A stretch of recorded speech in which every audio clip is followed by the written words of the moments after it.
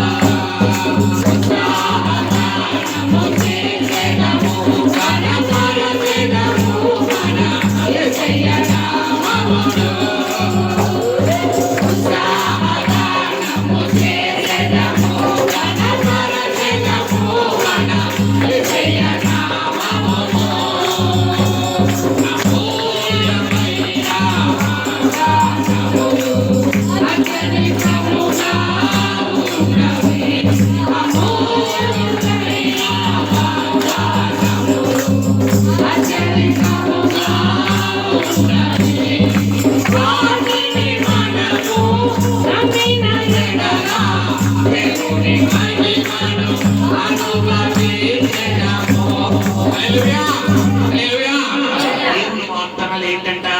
అమూల్యమైనవి. ఆ వాగ్దానం నీ జీవితంలో స్వస్థతరించుకోవాలంటే నువ్వు చేయవలసిన పని ఏంటంట? ప్రార్థనే కాదు. చాలా మంది అనుకుంటారు ప్రార్థన కాదు, ప్రార్థనతో పాటు ఎక్కువ ఉండాలి. అసలైన అభిప్రాయం నమ్మాలి. ఇదే అసలైన నీ జీవితంలో. గుడ్డివాడిన భర్తలో పోయి యేసు ప్రభువు వారి దగ్గరికి వచ్చినప్పుడు ఆయన్ని అయ్యా నువ్వు స్వస్థపరిచే దేవుడు అని వచ్చాడు. అక్కడ ఆయన వెంటనే పుట్టి స్వస్థత పొందని ఒక మాట చెప్తే స్వస్థత రాదా? ఆల్రెడీ ఆయన ముందు 2 గుడ్డివాళ్ళు అలాగే స్వస్థపరిచాడు కదా. మరి ఇక్కడ ఎందుకు పుట్టి నీ నమ్మిక అన్న మాట అన్నాడు? ఆ పాయింట్ ఏమన్నా చెప్పగలరా? ఎందుకు అంతకు ముందు వచ్చినలోనే ముందు అధ్యాయంలోనే లోకాసు వార్తలో అంత ముందు అధ్యాయంలోనే పిల్లరా 2 గుడ్డివాళ్ళని స్వస్థపరుతున్నాడు, అవునా కదా? మరి ఇక్కడ ఎందుకు నీ నమ్మిక అన్న మాట వాడాడు? ఇక్కడ కూడా అక్కడ గుడ్డివాళ్ళలో ఒక గుడ్డివారు బైబిల్లో 3 గుడ్డివాళ్ళు యేసు ప్రభువు స్వస్థపరుస్తాడు. ఒక చోట 2, ఒక చోట గుడ్డివాడేమో పిల్లరా నాకు చూపు లేదయ్యా అనగానే వెంటనే ఆయన ఉమ్ముని మరి నేల మీద వేసి దాన్ని తడి చేసి వెళ్ళి ఆ కోనేటికి కడుక్కో అంటాడు. అక్కడ ఏం చెప్తున్నాడు? కోనేటికి వెళ్ళమంటాడు. ఇక్కడ ఏం చెప్తున్నాడు? ఆ చేయి పెట్టి ప్రార్థన చేసి స్వస్థత పొందుతున్నారు. ఇక్కడ ఏం చెప్తున్నాడు? నీ నమ్మిక. అంటే స్వస్థత ఒకటే కానీ డిఫరెంట్ టైప్ ఆఫ్, అంటే కార్యం జరిగేది ఒకటే. ఎవరి నమ్మికను బట్టి వాళ్ళ నమ్మికను బట్టి కార్యాలు జరుగుతాయి. పాస్టర్ గారు మీరు అప్పులు తీరిపోతాయి అంటున్నారు, రోగాలు తగ్గిపోతాయి అంటున్నారు, అద్భుతాలు జరిగిపోతాయి అంటున్నారు. మరి నా పరిస్థితి ఇంకా అలాగే ఉందంటే నా తప్పు ఏమీ లేదు. అలాగే చెప్పి ఆయన తప్పు అసలు ఉండదు. ఎవరి తప్పు ఇక్కడ? ఏంటి మనం ప్రార్థన అయితే చేస్తున్నాం కానీ ఏముంచలేకపోతున్నాం? గమనించండి, నమ్మిక మాత్రం దేవుడి మహిమ చూస్తాం. శబ్దంగా స్తోత్రం చెల్లిద్దామా? హల్లెలూయా.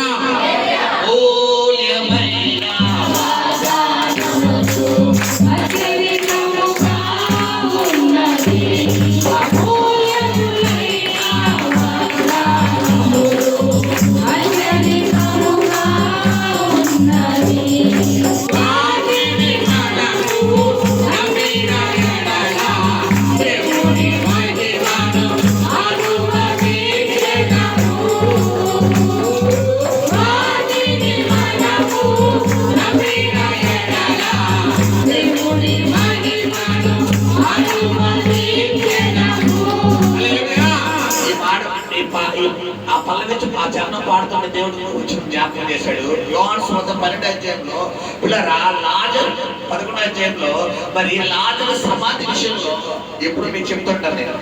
మాట ఏమంటే, ప్రభువా నీవు ఉండిని ఎడలా నా సహోదరుడు చెడిపోకపోతే అయినను ఇప్పుడు ఏమైంది, నువ్వు దేవుడిని ఏమడినా దేవుడు ఇస్తాడంట. ఇక్కడ సమాధిలోకి వచ్చేసరికి మళ్ళా ఈ విశ్వాసం ఏమైపోతుంది చెప్పాలి, బలహీనమైపోతుంది. యేసు ప్రభువారు మీరు రాయిని దొర్లించండి అని చెప్తుంటే మధ్యలోకి ఎవరు వచ్చేస్తున్నారు? అసలు నీ ఇన్వాల్వ్మెంట్ ఎక్కడ దాకా అంటే ప్రార్థన చేసి నమ్ముకుంటున్న వరకే, ఎందులోకి రాకూడదు చెప్పండి. ఇప్పుడు ఎవరైనా ఏదైనా మాట్లాడుతూ మధ్యలోకి వచ్చేసారు అనుకోండి, మరి మధ్యలోకి రాకరా అంటామా లేదా? అలాగే నువ్వు కూడా దేవుడు మాట్లాడుతున్నాడు ఏం చేయకూడదు, అసలు మధ్యలోకి రావడం సబబా అంటే అది మర్యాద. ఇప్పుడు పెద్దవాళ్ళు ఏదో మాట్లాడతారు, కొంతమంది అర్థం తెలియని మధ్యలోకి వచ్చేస్తారు. ఇప్పుడు మధ్యలోకి వచ్చేస్తే అక్కడ వాళ్ళు అగౌరవపరిచినట్ట గౌరవపరిచినట్ట. ఇక్కడ యేసు ప్రభు వారు శిష్యుల్ని పిలిచి రాయిని దొర్లించండి అన్నారు. శిష్యులు అంటే ఎవరికి సాదృశ్యం? సేవకులకు సాదృశ్యం. మాట ఎవరికి సాదృశ్యం? విశ్వాసం సాదృశ్యం. మాట ఎవరికి సాదృశ్యం? విశ్వాసం. ఇప్పుడు సమస్య విశ్వాసం ఇంట్లో వచ్చింది. విశ్వాసం ఇంట్లో వస్తే యేసు ప్రభు వారు సేవకులు విశ్వాసం ఇంటికి వచ్చారు. రాగానే నీ సమస్య ఎక్కడుందమ్మా అంటే పాడలు కూడా ప్రభు అని చెప్పాను. ఓకే, సేవకులతో పాటు ఎవరు కూడా వస్తారు? దేవుడు కూడా వస్తాడు. కాబట్టి ఇక్కడ సేవకుడు ఉన్నాడు, ఇక్కడ దేవుడు ఉన్నాడు, ఇక్కడ విశ్వాసం, వాళ్ళ బంధువులు అందరూ ఉన్నారు. వీళ్ళందరూ ముందు విశ్వాస సమస్య ఎక్కడ ఉంది? ఇప్పుడు దేవుడు ఎవరికి చెప్తున్నాడు? విశ్వాసం చెప్తున్నాడు, సేవకుడు చెప్తున్నాడా? చెప్పాలి. శిష్యులు అంటే ఎవరక్కడ? సేవకులు. ఆయన శిష్యులను పిలిచి మీరు రాయిని దొర్లించండి అంటే ఆ మాట ఒకసారి. యేసు అది ఎవరికి చెప్తున్నాడట? ఆయన శిష్యులు. ఇప్పుడు మార్తను రాయి తీయమంటే అప్పుడు మార్త మాట్లాడిందంటే ఒక అర్థం. తీయమని చెప్తుంది ఎవరిని? ఇక్కడ మీ గురించి రాయి తీయాల్సిన బాధ్యత ఎవరిది? నాది. నేను తీస్తున్నా, మీ పని ఏంటి? అలా గారు అవుతుందంటారా? మీరు ప్రార్థన చేస్తున్నారండి. నాకైతే మధ్యలోకి వచ్చేస్తున్నాం. నువ్వు మధ్యలోకి వస్తే పాస్టర్ గారు చెప్తారు పోబయటికి అని నేను అంటాను. ఈరోజు పొద్దున్నే 7 గంటలకి ఒక ఫోన్ కాల్ వచ్చి పడుకున్నాడు. రాత్రి ఆవిడ వాష్రూమ్ అని చెప్పి 1 గంట లేచిందంట. దెబ్బకి ఒక దురాత్మ పట్టేసింది. ఆ దురాత్మ ఏదంటే సూసైడ్ ఆత్మ. ఎక్కడో సూసైడ్ చేసుకుంటే ఆ సూసైడ్ ఆత్మని పట్టేసుకుని పేటకు తీసింది. రాత్రి 1 గంటల నుంచి టార్చర్ దొరుకుతుంట. 3 గంటలకి 4-5 గంటలకు ఫోన్లు కొట్టారంట. నాకు తెలియదు. నా ఫోన్ ఎలా సైలెంట్ గా వెళ్ళిపోయింది. ఫోన్ సైలెంట్ లోకి వెళ్ళిపోవడం వల్ల 5:30 కూడా కొట్టుకుంటే 5 సార్లు 7 సార్లు కొట్టుకున్నారు. పొద్దున్న లేసరికి ఫోన్ వచ్చింది. ఏంటి ఏం ఫోన్ చేస్తున్నారని చెప్పి వెంటనే రిటర్న్ కాల్ చేస్తే పొద్దున్నే కుటుంబరాధన చేసి వాక్యం చదువుకుని అలా ఇంకా మంచం మీద ఉన్నాను. ఈ లోపల ఫోన్ వెంటనే చేస్తే వెంటనే అసలు మాట కూడా మాట్లాడుతున్నారు అంటారు. వెంటనే వీడియో కాల్ చేసి 10 నిమిషాలు యేసు రక్తాన్ని తల్లి ఆమె మీద బంధించగా ఒక అరగంటకు ఫోన్ చేసిందట. దేవుడిని కనపరిచారు. హల్లెలూయా. ఇప్పుడు నీ పని ఏంటి? ప్రార్థన చేయడం, కార్యం అందరికి అప్పచెప్పడం. నీ పని అదే. మధ్యలో నువ్వు వినాలి అవుతుందంట. ఏమోనంటే ఒకటే ఏమోనే నమ్మకం ఏమో చేస్తాడు చెప్పలే. మనకు బాగా ఇష్టమైన పదాలు ఉంటాయి. ఏమో కానీ ముందు నీ నోట్లోని అది వదిలంటే అప్పుడు అన్ని జరుగుతాయి. ఏమో ఎవరు చెప్పాలి? ఏమో దేవుడు చెప్పాలి. ఎవరు చెప్పాలి? అసలు ఏమో పదం సంఘానికి కానీ క్రైస్తవులకు సంబంధం ఉందా? కానీ అనే సంబంధం, కానీ అనే పదం క్రైస్తవులకు సంబంధం ఉందా? నువ్వు ఎందుకు మాడుతున్నావు అంటే నువ్వు క్రైస్తవుడు కాదు. కానీ అన్నమాట. కానీ అన్న పదం ఎక్కడ వాడతారో ఫర్ సపోజ్ ఈ అమ్మాయి నా పాప వయసు నాకు నీ పెన్నమ్మా అని అడిగాడు. నీకు ఇస్తాను కానీ మరి నాకు ఉంటాయి. ఇప్పుడు కానీ రాగానే ఎవరు ఆలోచనలో పడిపోతారో? దివ్య ఆలోచనలో పడిపోతారు. ఇప్పుడు దేవుడు తరపున సేవకుడు దేవుడు వచ్చి అన్నాడు, శిష్యులారా ఆ రాయిని తొలగించండి, విశ్వాస సమస్య అనే రాయిని తొలగించండి అని శిష్యులు చెప్తున్నప్పుడు విశ్వాసం అనేది అక్కడ ఇంటికి పిలిచావు, ఏసైకి ఇంటికి పిలిచావు, సేవకుడు ఇంటికి పిలిచావు, సేవకుడు అడిగెట్టాడు, వాక్యం చెప్పాడు, ప్రార్థన చేశాడు. ఇక నీ పనేంటి చెప్పండి అమ్మా? మౌనంగా ఉండాలంటే నువ్వు చేతులు కట్టుకుని స్తుతించాలి. అలా కాకుండా సేవకుడు మాట్లాడుతున్న మధ్యలోకి వచ్చేసి నాకు ప్రార్థన చేస్తారు, నాకేమో నాకు ఎక్కడో కొట్టేస్తుంది, అవుతారా లేదా ఇలా అన్నాము. నేను ఒళ్ళే ఇంత లడ్డు పెడతాడు, లడ్డు కావాలన్నా అంటారు కదా, ఇంత లడ్డు, ఆ లడ్డు తిని సరిపోవాలంటే నీకు పని అవ్వదు. ఏం చేయాలంటే బైబిల్లో చూసి నమ్మిన వారి కంటే స్తుతించినప్పుడు ఎరుకో గోడలు కుప్ప కూలిపోయింది. హల్లెలూయా. స్తుతించగా ఎర్ర సముద్రం 2 పాయలైపోయింది. హల్లెలూయా. వాగ్దానం ఏం చేయాలో నమ్మాలి. ఎప్పుడైతే రాయిని తొలగించమన్నాడో మార్త మధ్యలోకి వచ్చేసింది. ఏమంటాడు అక్కడ? మాటలకు మనం ముందుకు వెళ్దాం. ఏమంటే మార్త, ప్రభువా అతడు చనిపోయి ఆయన చెప్పాను. అందుకు యేసు నువ్వు నమ్మిన ఎడలా ఈ రోజు నీ పరిస్థితి గురించి నువ్వేం చేయాలి? నేను అంటాను, నీ పరిస్థితి సూచివే, నీ పరిస్థితి తలకిందులుగానే ఉంది, నీ పరిస్థితి స్కోప్ లేదు. అసలు 1% కాదు కదా, 0.1% కూడా స్కోప్ లేదు. మొన్నటి దినాన ఏదైనా పూనేది అందులో ఉంది కదా, మీ గ్రూప్ లో పెట్టండి. ఒక వీడియో వచ్చింది మొన్న. అంతకుముందు 17 రోజుల క్రితం ఒక అమ్మాయి 17 రోజుల పెట్టి వైద్యంలో కోమాలో ఉందని చెప్పి సాక్షి చెప్పిన ఆ అమ్మాయి ఇష్టం అద్భుతం చేశాడు. సేమ్ అదే కేసు 48 గంటల నుంచి ఒక అమ్మాయి కోమాలోకి వెళ్ళిపోయింది. మనకు వీడియో వచ్చింది. డాక్టర్లు అన్నారట, కోమాలో రోజులు కాదు నెలలైనా కూడా చెప్పలేమన్నారట. మీ గ్రూప్ లో పేరైపోయి అప్పుడు చూడండి పిల్లరా, సిచ్యువేషన్ ఎలా ఉంది? ఒకటే ప్రార్థన, 2 నిమిషాల ప్రార్థన. యేసు నామములో కోమాలోంచి బయటకు కూర్చుని కాదు ఆ తల్లి చెప్పిన సాక్షి అంటే కోపంలోంచి బయటికి రావడం డిశ్చార్జ్ అయ్యి వెళ్ళిపోయిందండి. చెప్పండి చెప్తుందా? నమ్ముట నీ వల్ల అయితే నువ్వు కామన్ పీపుల్ లాగా ఏమోలు చెప్పాలి, కానీలు ఇంకాలు వాడేవనుకో కోమాక ఇంకా రోజుకి ఏం పెట్టుకుంటా ఉంటానికి హాస్పిటల్ బిల్ పెంచుకుంటా. ఈ రోజే డిశ్చార్జ్ అయిపోతామా? హాస్పిటల్ బిల్ పెంచుదామా? చెప్పండి. సమస్యల నుంచి ఈ రోజు డిశ్చార్జ్ అవుతారో గట్టిగా చెప్పాలి. భయం లేదు, భయం లేదు, భయం లేదు, భయం లేదు, భయం లేదు.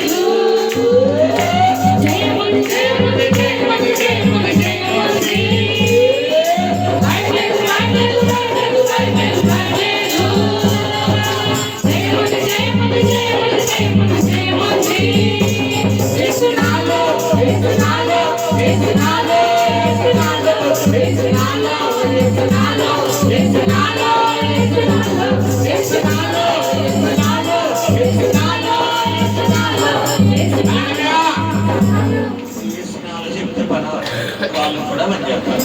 కదాలి అర్థమైందా? ఇలాగా యేసునాలో యేసునాలో యేసునాలో యేసునాలో యేసునాలో యేసునాలో యేసునాలో యేసునాలో యేసునాలో యేసునాలో హల్లెలూయా.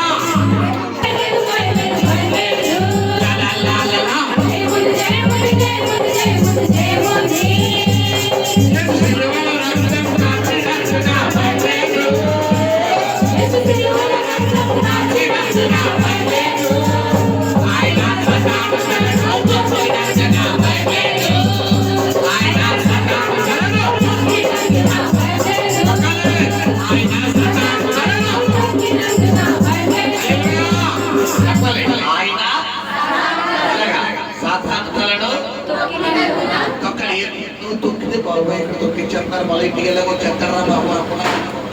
ఇతను బాగుంది తొక్కాలా ముట్టాలా చెప్పాలి. తల మీదే తొక్కాలి. మన కాలు తొక్కితే నీకు అయిపోయినట్టే. ఆల్రెడీ సినిమాలు ఆయన తలని ఏం చేశాడు? ఆయన తొక్కిసాడు. ఇప్పుడు ఆ దేంతో ఆడుతుంది. ఇప్పుడు నువ్వు తోకను తొక్కడానికే భయపడిపోతే మరి ఇంకెందుకు చెప్పాలి. మన డాడీ రాజులకు రాజు, మరి అధికారం మన చేతిలో. మరి ఇప్పుడు నువ్వు ఎలా ఉండాలి? ఎవడాడు ఎవడాడు నీ బలం ఏంటి? మన డాడీ. నీ డాడీ అధికారి కాబట్టి ఎవరిని వేసేసినా తప్పలేదు. వేసేద్దామా? ఎవరిని చెప్పలే చెప్పలే పేరంగా స్థితితో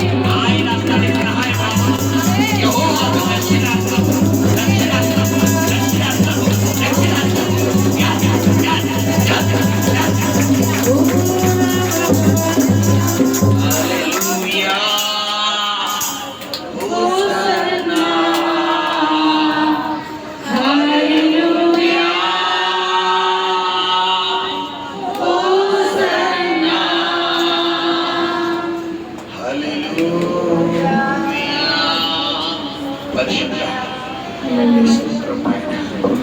అయ్యా మా రోగాలను, మా అప్పులను, మా సమస్యలను ఈరోజు మీరు తొలగించారు కాబట్టి ఇక వాటిని పూర్తిగా పాత్రలకి మీరు ఆజ్ఞాపించినందుకు రేపటి నుంచి మేము నవ్వు చూచుదుముగాక, సంతోషించుదుముగాక, ఉత్సాహ గానములు చేసి నేను కనపరచుదుముగాక, మా నోట నవ్వుండునుగాక. ఈ రాత్రి ఈ ఉదయకాలంలో మా దుఃఖ దినాలు సమాప్తమవునుగాక, మా కన్నీరు నాట్యముగా మార్చబడునుగాక.